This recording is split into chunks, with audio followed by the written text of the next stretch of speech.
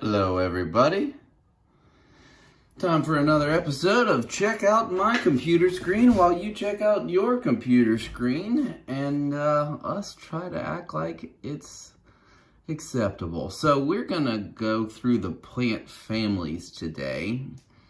This is definitely some of the most useful information that you can gather from field botany, and I've tried to, it's a lot of information. I've tried to highlight the most important attributes of each family, and I've enlisted the help of my most artistic student ever throughout my classes to try and draw us some characters to help us remember each one of these families, or at least the most important ones. So when we look at the sunflower family, or the Asteraceae, I want to start off by saying that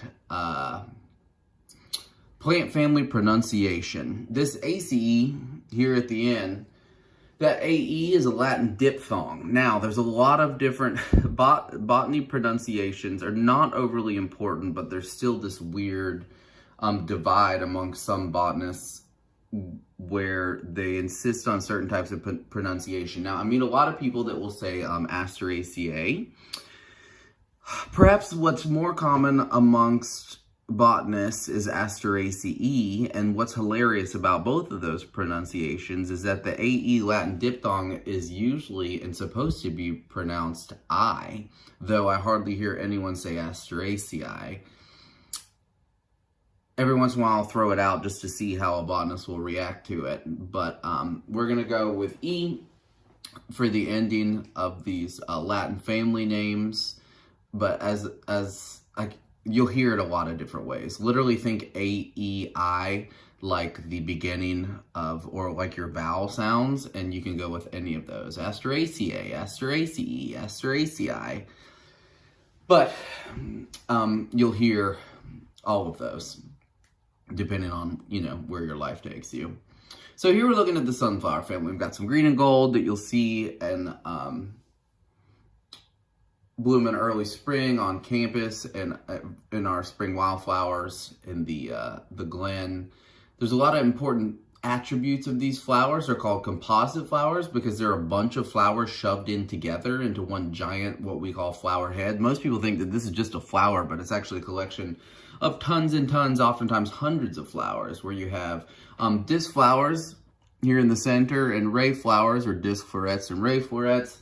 And these ray flowers are usually sterile females. Usually they're just basically there to say, hey, come check out what I've got for you. Got some pollen, got some nectar. Hello there, pollinators, come check it out.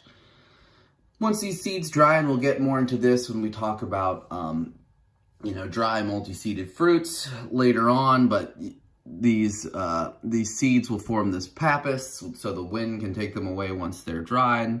But usually the disc flowers are the actual flowers. Most people think this whole thing is just a flower, but each one of these is an individual flower. Usually they're perfect flowers, meaning that they have the male and female parts. And we'll get into how they prevent self-pollination and whatnot. But there's an individual flower within this composite head. You have this big green part that's holding all of those disc flowers is a bunch of fused modified leaves called bracts. And when those fused leaves or fused bracts are in one structure, we usually call it an involucre. It looks like involucra, but it's involucre. Okay, so we've got these flowers arranged in heads. They're supported by these fused bracts. The calyx itself, or those the sepals together, which are the outside of the flower bud before it opens, are never green. You can see they're down there underneath.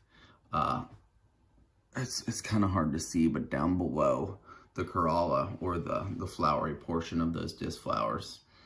They've got this pappus made of bristles, which is unique to the Asteraceae family. Their stamens are usually above the petals. It says stamens are epipetalous. That's what that means. Anthers are cone-shaped, and those filaments are distinct, meaning that each one of the filaments within each of those each of those disc flowers are separate. But you've seen these before. Y'all, this is the most flowers you'll come across. If you look really closely at them, you can see these disc flowers or disc florets. And most of the flowers you're going to come into contact with are in the sunflower family, okay? I say that now, and what's going to happen is you're going to run into a bunch of flowers that aren't in this family. But most of the flowers, there are more flowers in the sunflower family outside than most other species within this area. So here's one thing that might throw you off. This is yarrow, which is a common, it's in the sunflower family, but you have to look really close. It kind of looks like those umbels or umbellate structures that we see in the Apiaceae family or the parsley family that we'll talk about here in a little bit more, but most of them are pretty straightforward. If you look close enough and you see these little disc florets, then you know you're looking at a composite flower from the sunflower family, okay? We call its fruit a cypsela, and we'll look at those in another presentation in more detail, okay? Now, because most flowers are in this family, we don't have a character for this one. Also because it's one of the easier ones to kind of identify and remember the attributes of. Now, in the Ranunculaceae family, or the buttercup family, I didn't even show any flowers here because what's an easier giveaway? There's a lot of variation in their flowers, but the flowers in this family, in the buttercup family, all have this palmate venation. You can see here we've got thalictrum, and over here is like larkspur, and in the background is this plant called black cohosh that you'll see growing in the forest in these like little white kind of spike inflorescences. They have a ton of different stamens in this particular family, oftentimes, and you'll see in some other subsequent videos when I show you different members of this family that they have a ton of stamens kind of poking off the center. And their fruits are in clusters of achenes or follicles. Every once in a while you'll see a berry. But we've got thalictrums here. Columbine or aquilegia is also in the buttercup family, which is strange. But once again, there'll be other videos where I show you some examples of these families. Same for delphiniums and thalictrums. But like I said before, there's a lot of variation in the types of corollas you'll see, or the flower presentation. Some of them have hoods, some of them have spurs. And that's why if we look at this is Anna the Rana. For our Rana is a genus of frogs. For Ranunculaceae, to try and help you remember this, she's wearing a hood. For some of the flowers have hoods. She has spurs for eyes because, like we see in columbines, those petals are spurs. She's got a lot of stamens sticking off the top of her head, and she's got venation or veins sticking out throughout her body. You could even argue that her feet and hands are kind of palmate in their overall structure. So if you can remember Anna the Rana, that should help you remember the characteristics of the Ranunculaceae family. Super useful. She's good, huh? So Apiaceae, this is the parsley or carrot family. Used to be called umbelliferae, or this family full of umbellifiers. These things up here at the top are called umbels, and when we talk more detail about different fluorescence types, we'll get into the differences in structure between these. But all of them kind of look like a bunch of umbrellas shoved together into one central location. They all join usually at an involucre, and we'll talk more about those later. They have compound leaves. You can see these little compound leaves coming off of here. They oftentimes have hollow internodes, or in between different sections of the stem. They're hollow. They have these umbellate inflorescences. They have inferior ovaries. They usually have 2 carpels, and this perianther, the flowering structure, is in a whorl, and they form a schizocarp for their fruit. And I've got other videos to show you all those different things, but kind of the easiest giveaways here is this umbel flower and these compound leaves. And here we have Apy the ape. He's standing on some compound leaves, wearing an umbrella hat. for the Apiaceae family, and the easiest giveaways there for the Apiaceae or the parsley family. But y'all, in here, actually, I don't know if I do have this. So this is an interesting family because there's a lot of edible species here, like carrots, and then some species that will just straight up kill you if you ingest any of them at all. We've got poison hemlock and Queen Anne's lace. Queen Anne's lace is really commonly seen in a lot of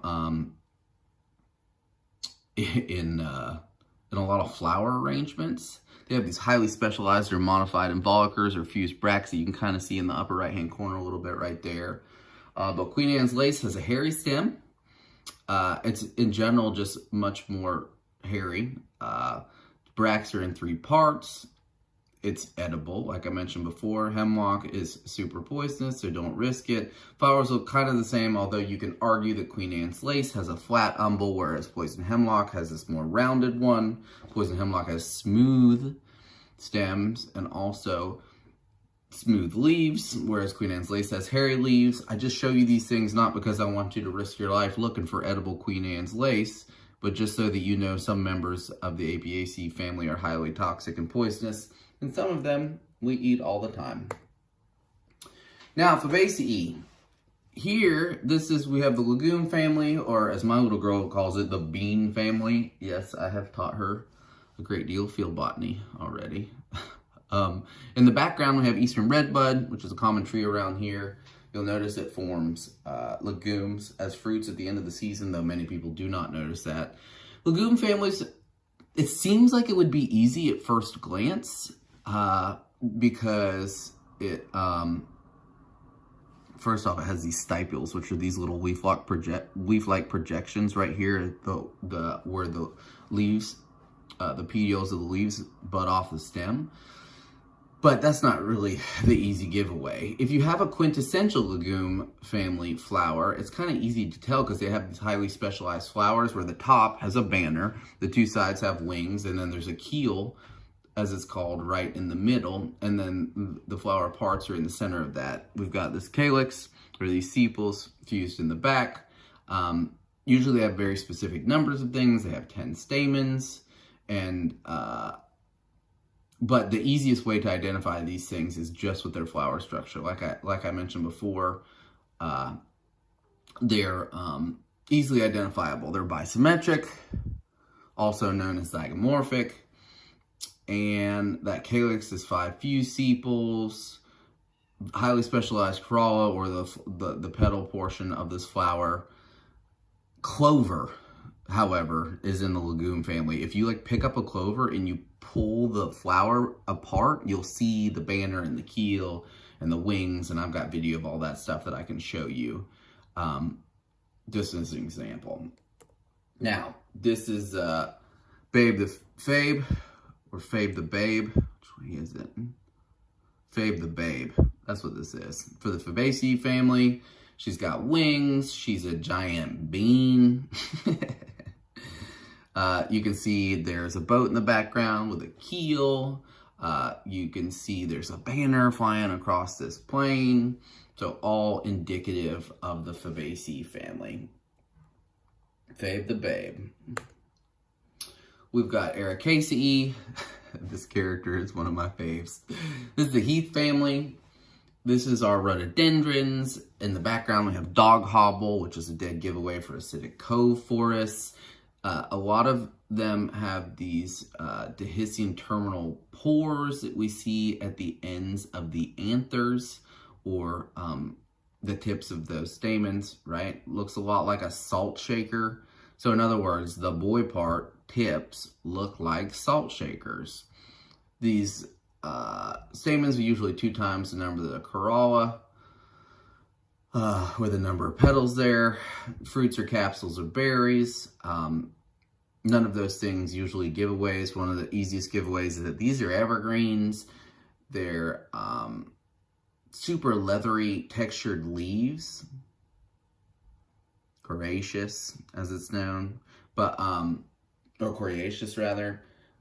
So that's probably the easiest giveaway. Once you've seen a rhododendron and can recognize it, there's nothing else that looks like these things. Rhododendrons, azaleas, mountain laurels, dog hobble, all these things. And we've got, flowers are often bell-shaped. Dog hobble has the easiest to see unless you have a chance to go see rhododendrons in the mountains or in the glen. You'll notice they have bell-shaped flowers. And here's our heath bar that we call Erica, for the Ericaceae, for the heath family. She's wearing a leather jacket for this leather leaf texture. She's got salt shaker feet, and her head is a bell. I guess her face is like hidden underneath there for the bell-shaped flowers. So that's Erica, our heath bar. Lamiaceae, this is the mint family. Lamy means lips. We'll look at a hilarious character here in a minute. These have square stems, opposite leaves. They're highly aromatic. We've got beautyberry, one of the more common and lovely wild shrubs with beautiful berries in the fall. We've got cleavers, which is a common weed. Kind of has a whorled leaf arrangement, but you can see there's a square stem there. You can pluck it off and look. A lot of times they have there's a wide range of flower types across the mint family. Here we have Monarda, or bee balm, as it's commonly known as. Also, wild bergamot kind of has that exact same structure. It's in the same genus. So, opposite leaves, aromatic, has a great smell.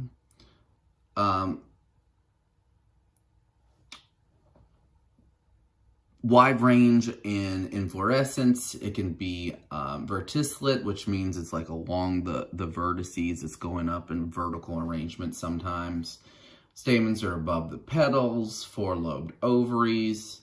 And the fruit is weird. It's a little nutlet, as it's called.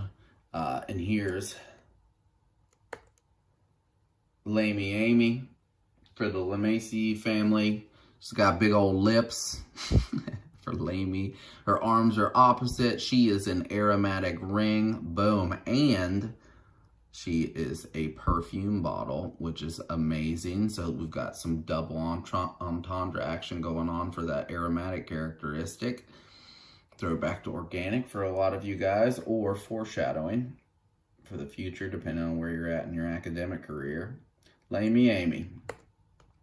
The Liliaceae, or the lily family. These are monocots, so they have this parallel venation in their leaves, which is usually a pretty solid giveaway. They're their calyx and their corolla, meaning that those sepals and those petals are usually in three parts. Oftentimes, they're referred to as what we call sextuples. So if you can't really tell which of these parts of the corolla here were on the outside of the bud before it opened, like the sepals. And if you look really closely, you'll actually see, if you look behind it, you'll see that three of these are actually on the outside and the other three are folded in. And essentially those sepals are on the outside and petals are on the inside. But since they look morphologically the same, we call them tepals, which is a hilariously weird word. It's supposed to be a blend between sepals and petals. I have no idea how they made that out of those two words. Very beautiful flowers, very beautiful. Actinomorphic, meaning they're radially symmetric. Some of them have bilateral symmetry, but not most of them. They've got 6 stamens and usually 6 tepals. And they have capsules or berries for fruit. This is Lily and her family. There are 6 of them. They have the 3 little rings on their necks for those calyx and corollas, or sepals and petals, just to help you remember Liliaceae. These are really easy to remember. Here, this is trout lily, which is beautiful, grows as a ground cover. We've got it in the glen. And this is Carolina lily, our native wildflower, which I've talked about with the different plant communities that we see in pine oak heaths, which are just beautiful, beautiful flowers. Orchidaceae, the orchid family. Here we've got some pink lady slippers, which are really great and rich music for us that you'll see. And you'll also see them in other plant communities, depending on how undisturbed they are. Here we've got rattlesnake plantain, which is another common thing you'll see hiking around oak hickory forests. These are monocots. Again, they have a highly specialized labellum petal, and that's what this thing is. To me, they always look like faces with big puffed out cheeks, which is why our character, Dorky the Orchid, kind of has those characteristics. Y'all, pollen grains from orchids is finer than dust. If people who culture them from seed grow them on cell culture plates and petri dishes, which is pretty wild. Capsule for their fruit, all kinds of different parts of that labellum petal, which I'll talk about in another video where I point out on an actual orchid, I think on my ground orchid outside. You'll get to see that. Dorky the Orchid, big cheek pouches for that specialized petal that makes all orchids recognizable. Kind of a giveaway. So hopefully you're starting to get a feel for how you kind of figure these plant families out. You need more than one characteristic to kind of bring with you in your mind. You can't just go, oh, this one has 6 petals. This is in this family. No. You need usually a good 3 characteristics to have a good idea to go about trying to figure out what you're looking at. So in the Poaceae, the grass family, I don't think a lot of people realize this, but they have similar flower structures. They've got these things called glooms and lemma.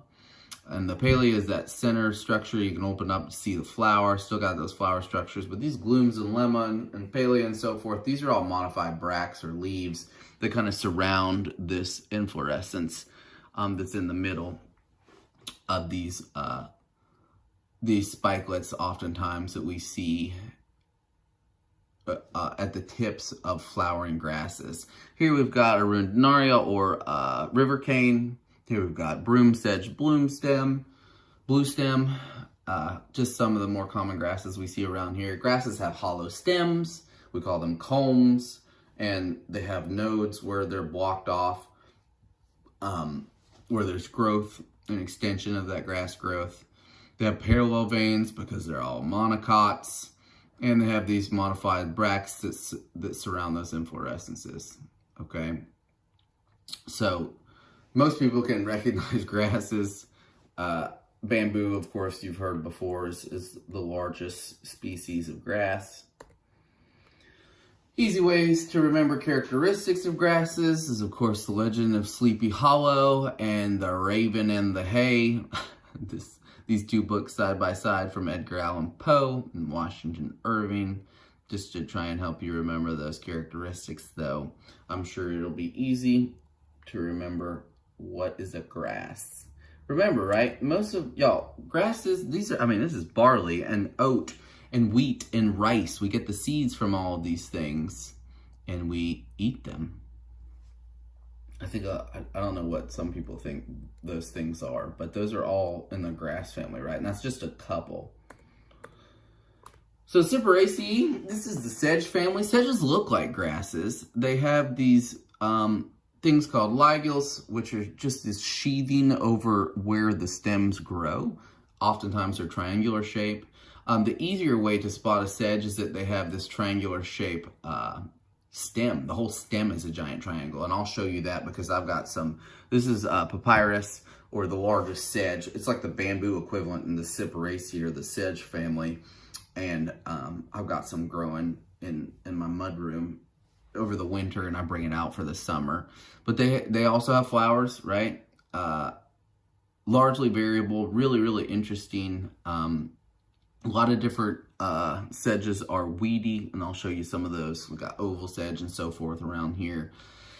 And burr sedge, these are just common sedges around this area. Some of them grow kind of weedy in disturbed areas. They're usually monoecious, meaning they have separate male and female flowers, and we'll look at some of those in a little bit. But a lot of times people will confuse a sedge with a grass. This is Ned the Sedge. He's sipping water for Cyperaceae. He's got those triangular fins to help you remember the most important quality of sedges. Now there is another thing that looks like grass that are called rushes in the Juncaceae family. These are like, they can look like grasses or sedges, and in fact some of their classification has varied some. They are not triangular, however. And they don't have joints like grasses, and they're not hollow. They have long stems. I don't know that I have some video. I think I know where some rushes are. Y'all, these usually grow waterside or at really, really wet areas. They have perfect flowers, meaning they have the male and female parts. They prefer wet areas, but sometimes people confuse these with the grass or the sedges. And I put all of these together in case you need something to come back to kind of just reference, right? The rushes have these, they basically look like a grass, but without joints where those culms are, in grasses, not in plants. They also have what we call open sheaths, whereas here in sedges, you can see that there's this closed sheath or this covering where the stem is growing. And then grasses have joints, and the rushes do not.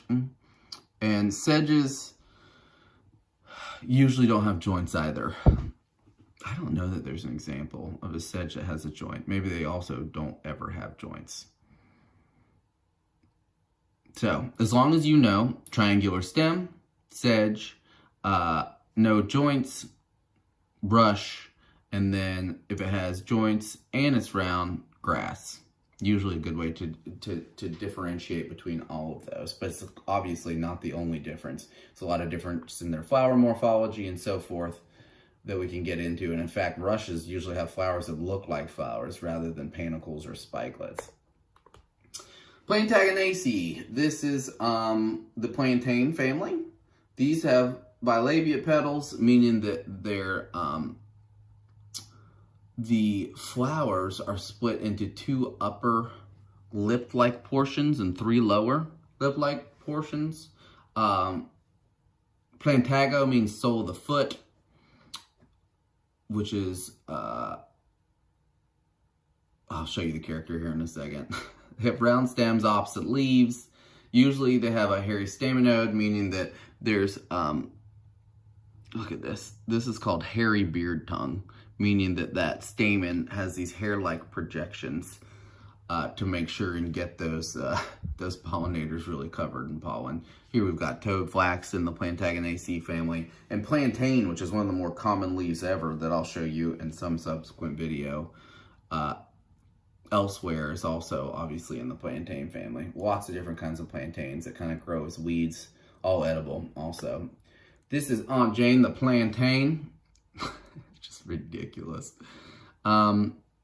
She's got 1, 2, 3 of those feet for those 3 lower portions of the petal that we see here, right?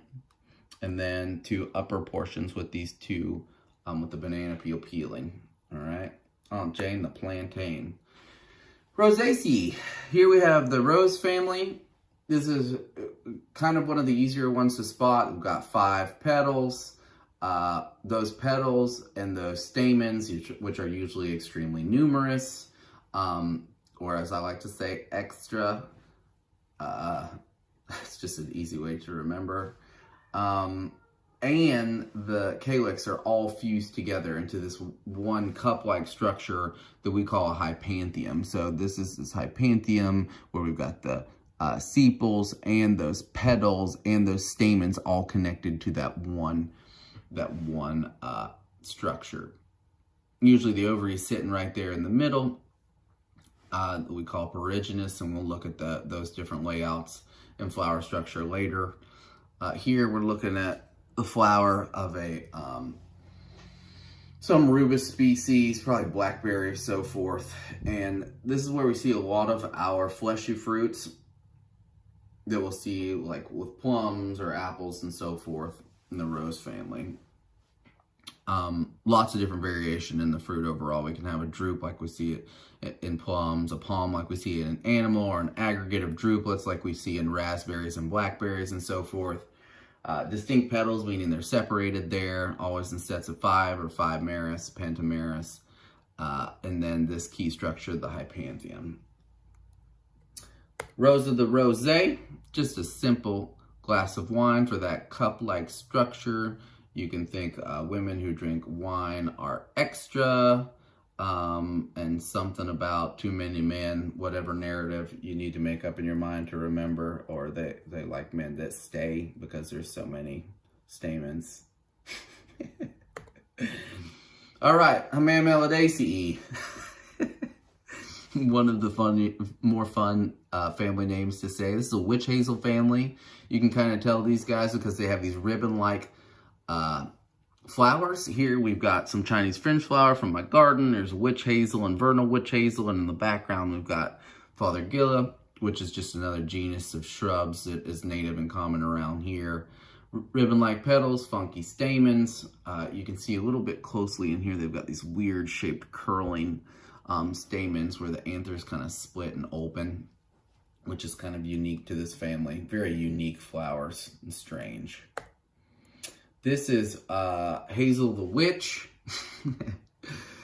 She's carrying a ham on her little broom for the Hammamelidaceae family, to help you remember that. She's got a little ribbon around her hat to help you remember those flower structures.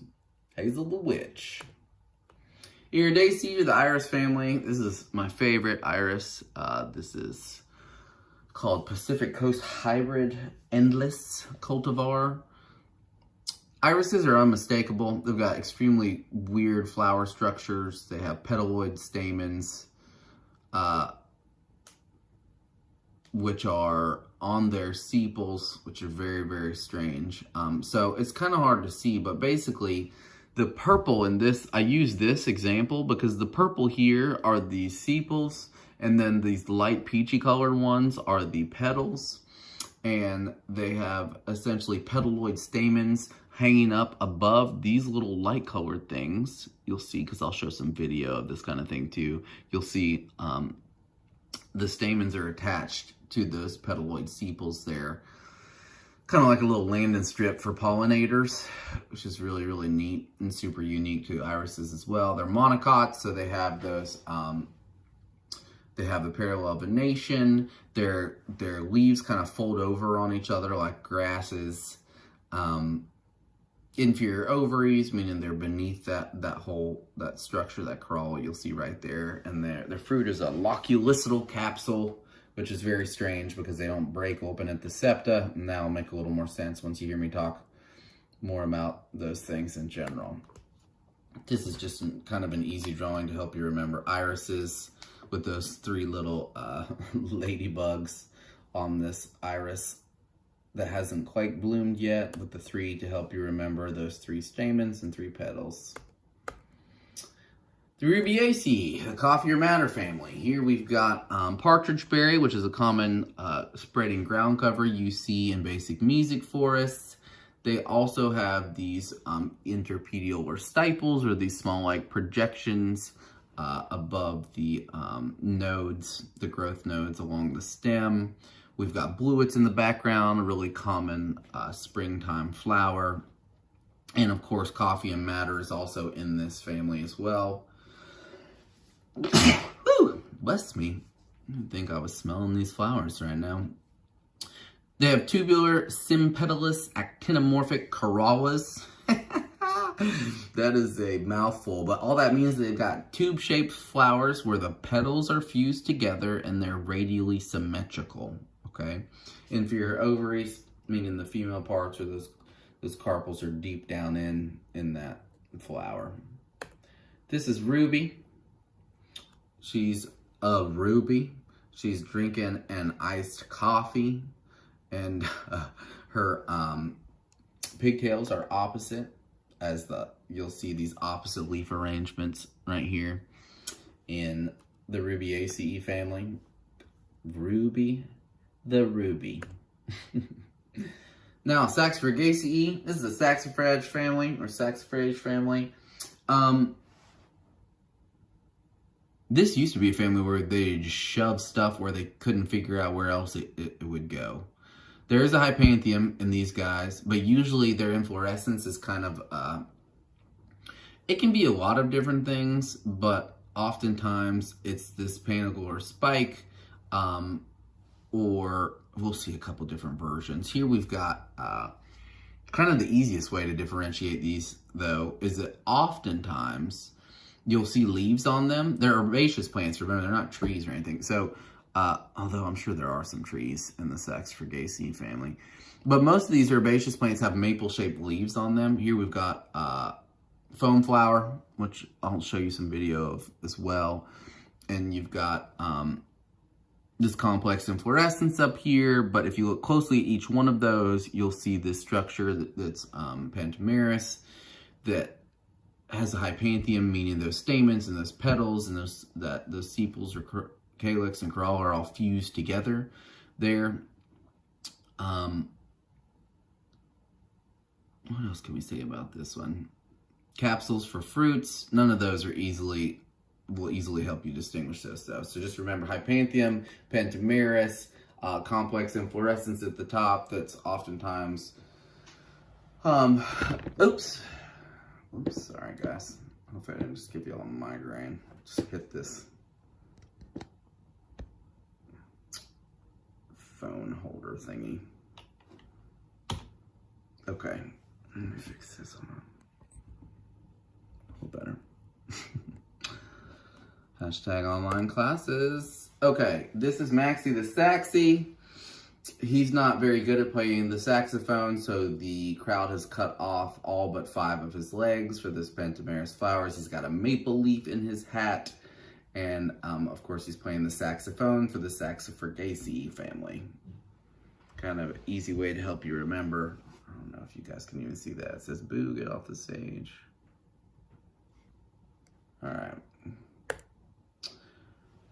Rutaceae or the citrus family. We don't have a lot of citrus family representatives around here at all. In the background, you can see this trifoliate orange, which is one of the only, and this is just an escaped species. Some people even consider it invasive, though it's not very good at being invasive. It just shouldn't be here. It's a beautiful, beautiful tree, and you'll see it right at the entrance of the Susie Harwood Gardens. We've got one that's like 25 years old. Absolutely beautiful.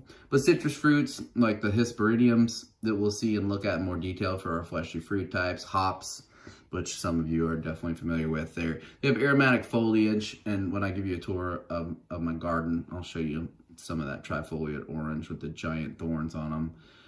Tons of variation in habit and flower. Just wanted to bring this up to you because it's something that you encounter so often in general, just the grocery store and so forth. All right, Orbancaceae or the broom rape family.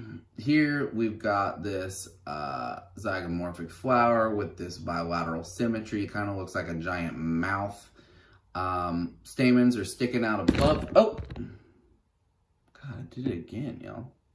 Keep trying to point at the screen. Don't laugh at me. Stop laughing at me. Okay, hold on. If you can see it, just barely. It might be safer just moving the computer there. You can see the stamens are epipetalous. They're endodynamous, which is a fun word, meaning that they've got 2 long stamens and 2 short stamens. And a couple of them oftentimes will point out above the petals. Superior ovary. Not that that's something that at first glance can help you identify these things. Many-seeded capsules. Here's Indian paintbrush, and this is the only reason that I really show you these things.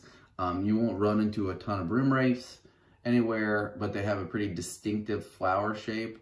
It's kind of hard to see that this is anything related to this here, but usually they have mouth or face-like structures. And this is Indian paintbrush right here, which is a really common,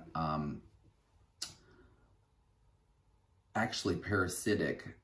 It's called a hemiparasite because it has to grow in combination with the grass to thrive, and it's definitely indicative of beautiful prairies. Let me see if I can, all right, that's decent.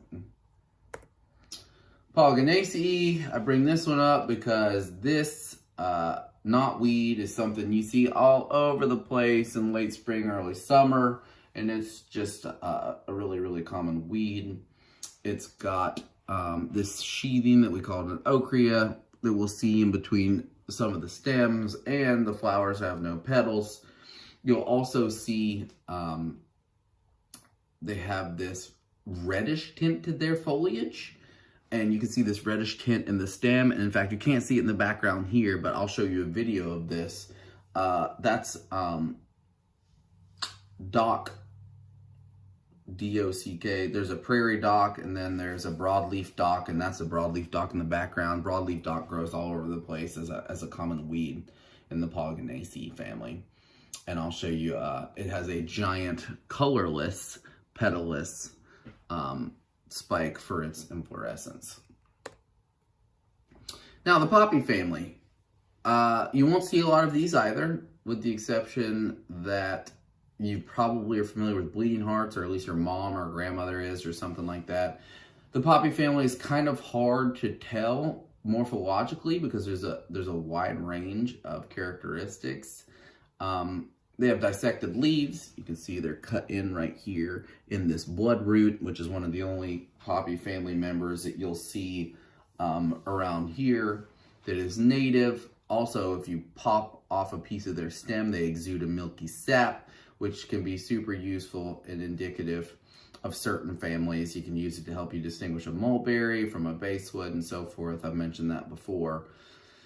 But other characteristics are kind of hard to remember and hold on to besides the dissected leaves and the sap. And in fact, if you're trying to figure out a plant, a lot of times they'll also have a ton of stamens sticking off the top. Not necessarily a giveaway. But papa means to swell because they have these swollen carpels. What else can we say? Yeah, here's a cool little, just to help you remember, the bleeding hearts are in the, maybe you could call this pop the poppy. But papa just means to swell. Here we have some swollen hearts kind of floating away from this poppy flower. Just to help you remember some basics of the Papaveraceae. All right, Boraginaceae. Here we've got Virginia bluebells in the background, which is a common wild native flower. This is Cerinthe major, something I have in my garden that the bumblebees absolutely love. Kind of a distinctive fruit in this family too, because the fruit has these 4 little nutlets. Pentamerous flowers in a tubular shape or cone shape. And the flowers are what we call a scorpioid cyme, which is why for our character we've got Boris the borage. Kind of a little easier to show these Virginia bluebells kind of shaping over like this. And we'll talk more details about flower structure, or in another video I talk more in detail about flower structure. But this is a scorpioid cyme, which is just, it's a inflorescence shaped kind of like a scorpion tail, and a cyme means its terminal inflorescence, or the first flower that forms is at the end of the stem. And here we've got Boris the borage. He is shaped like a scorpion. He's got a cone, an ice cream cone, and there's 5 levels to that cone for the 5 separate parts of the corolla in that tube-shaped flower to help you remember all these things. Boris the borage. The Brassicaceae, or the mustard family, easily distinctive flowers because they have 4 petals, usually in the shape of like a plus sign. And you won't see a lot of wild plants like this, although wild mustard is a weed. You won't see a lot of the Brassica family just growing, except for, unless it's escaped growth. But this is really, really common because most of your leafy greens are in the mustard family. What else can we say? Oh, they have tetradynamous stamens, meaning that there are 4 long and 2 short. So if you're really confused, you can look and you can be like, all right, well, some of the stamens are long here and some of them are short. They have 4 petals. They're in the shape of a plus. Usually you're pretty good. Now, they have unique fruit because they form siliquas, or silicles, and I have another video where I show you those specific things because I grow forage radish to enrich the soil, and I waited for it to flower and go to fruit in order to show you. This is Classica the Brassica. Oh, oftentimes they say that the flowers are cross-shaped, not just plus-shaped. And she's got 4 separate robes over her shoulders. She also has 4 long and 2 short eyelashes for those stamens to help you remember. And of course, her overall shape indicative of the mustard family. Classica, the brassica. Caryophyllaceae, this is the carnation family, easily distinguished oftentimes because of these notched petals. Here we have fire pink, or this beautiful flower from the mountains where these flowers are notched or clawed. So here we call these clawed, here we call these notched petals. This is also the carnation family. If you've ever looked closely at carnation flowers, the ones that we've bred, those are in the Caryophyllaceae as well. Pentameris always have that star shape. In fact, the cover of your book has this Selene or fire pink on the cover. Royal catchfly is also similar. Yeah, those are pretty much the. If you look closely, you can't really see. So leaves are opposite here in the background, right here. They also have unique fruit. They have achenes, or capsules, and those capsules are usually swollen, and that's what happens when the fire pink dries out. It forms this like swollen capsule at the base, and it has a swollen calyx before it forms that capsule, but kind of easy to recognize these guys, so no character for them. Now the Chenopodiaceae family, I only show you guys this because some of the more common herbs are in this family. Also, quinoa is in this family. Here's quinoa inflorescence that we collect the seeds from. Super healthy, one of the highest protein food sources. It's not a grain like the grasses, right? It's in its own family. It's actually what we'd consider a cereal, I believe. But succulent leaves. Here we have lamb's quarters, which is the most common Chenopodiaceae member. These guys are in the they're weed that you find all over the place in the middle of the summer. And kind of, that's all you really need to know about that, you guys. Quinoa, lamb's quarters, Chenopodiaceae, the Goosefoot family. Crassulaceae, I showed you these not because you'll see them too often, although originally I think purslane was in this family. Purslane is just a kind of a creeping, succulent-y weed that you find anywhere. If you ever find a weed growing in between cracks and it feels kind of succulent-y, I think it was originally in the Crassulaceae, but now it's in its own family, purslane. But Crassulaceae this is the stonecrop family. These are basically all of the succulents you see at the store. So their genetium, or the female parts of the flowers, are apocarpous, meaning that there are more than 2 carpels. And you can kind of see if you look down in here, all those different carpels. 1, 2, 3, 4, 5, 6, 7, 8, 9, 10, 11, 12, like 12 different carpels sitting down in there. And you can see those stamens surrounding it, rather. Some of them have pollen on them, some of them not gotten pollen on them quite yet. They have the same number of carpels as they do sepals, but kind of their dead giveaway is they have this succulent characteristic because their plant tissues are storing that water because they're used to growing in harsh environments where water is scarce, which is why people kill their succulents by overwatering them or not giving them enough good drainage in their soil to begin with, okay? So aeoniums, crassulas is just another common name for echeveria. All of these things are common succulents that you find at the store. The cucurbitae, this is the squash or cucumber family. They have a specialized fruit that we call a pepo. Surprisingly enough, that's what bananas are. They're all vines. They're a vine that have the modified leaves called tendrils that reach out and climb things. They have pentameris flowers that are usually tube shaped, and they have that inferior ovary that will grow into that pepo as that as the base of that flower grows up and over it. I think we have a character. This is Hermit the cucurbit.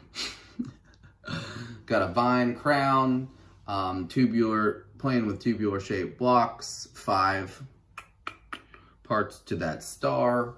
Will help you remember the squash family. Now, we've got magnolias. With the magnolia family, I only bring these up because they're a huge family all by themselves. And phylogenetically, evolutionarily, they're really unique because they were some of the first flowering plants ever around. They have these giant, usually what we'd call tepals again, kind of like we talked about with the lilies. We have the big leaf magnolias in the glen that you should definitely go see at some point. And their fruit is very strange. It's definitely this group of aggregate fruits all mixed together. You can see here, on some of them, there's this giant fused carpel, and then we've got a bunch of stamens surrounding it. And then, of course, the perianth are those tepals or those sepals and petals, kind of like we see in the lily family. Cupressaceae, or the cypress family, I kind of point this out just because I think a lot of times people start off thinking that these evergreens are somehow pines, but they're not. The Pinaceae are their own family. These guys have scale-like foliage, kind of like scales. You can see also we have these berries instead of cones, like we see in the eastern red cedar that we have in the picture. But this also includes things like bald cypress and out west redwoods and so forth. So yeah, there are some cones, but they don't look anything like like they do in the pine family. The Araceae, once again, not a family we'll see a ton of, but we will see Jack in the pulpits down at in the music forest area. Highly specialized flower structure. The flower, the spadix, is actually enclosed in this really sweet modified bract that we call a spathe. You can see here in the background here, and the spathe is actually that pulpit, and Jack is it could be Jill in the pulpit too, depending on how that season has gone, if it's been warm enough and there's been enough nutrients, so forth. These plants are thermogenic, which is really, really cool.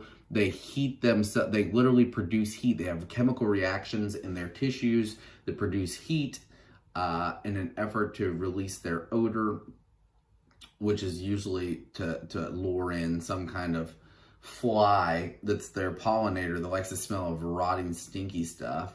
The roots are full of oxaloacetate crystals, which are highly toxic. So you're not supposed to eat these, though.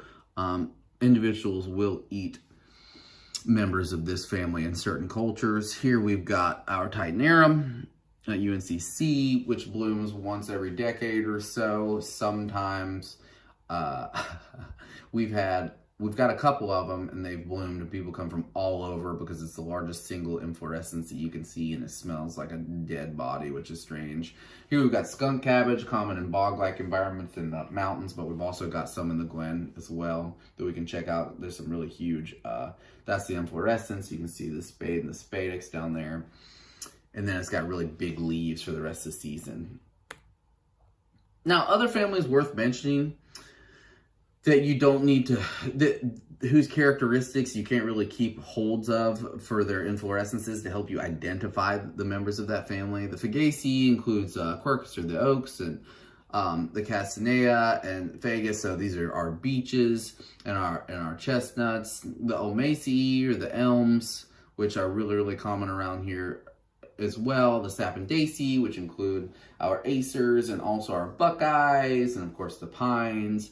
And I like to point out the Ericaceae, mostly because this is the palm family, but not to be confused with Araceae. Here we have Ericaceae, Araceae, and of course, don't forget all the way back to, hopefully that's not freaking y'all out, all the way back to this Ericaceae. This is Ericaceae, the heath family, and that is Ericaceae, the palm family. Just something I like to point out. So just some more basic flowers for trees that won't really help you necessarily keep track of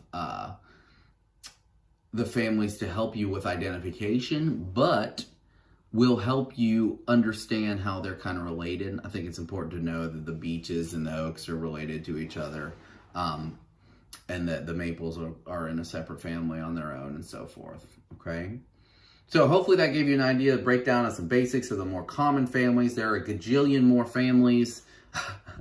You're going to come across a flower and you're going to be like, man, it's not like any of the things that we've learned. It doesn't seem to have characteristics of any of these other families or these characters that I've memorized, but since you know how to go about thinking about these things and what characteristics to look at, you can look at the overall flower structure. And then, you know, if there's a gajillion of them and you're not in an area that obviously is an extremely important conservation site, you can either maybe pluck a little one off and dissect it and take it apart and look and be like, oh my goodness, this has an inferior ovary. And I never noticed before that it has, you know, twice the number of petals as it does sepals, or twice the number of stamens as it does carpels, or the same number. And so just ways to start thinking about overall plant structures, because if you can kind of narrow it down to a family, then you can always Google, oh, okay, you know, mint family members in the mountains of North Carolina,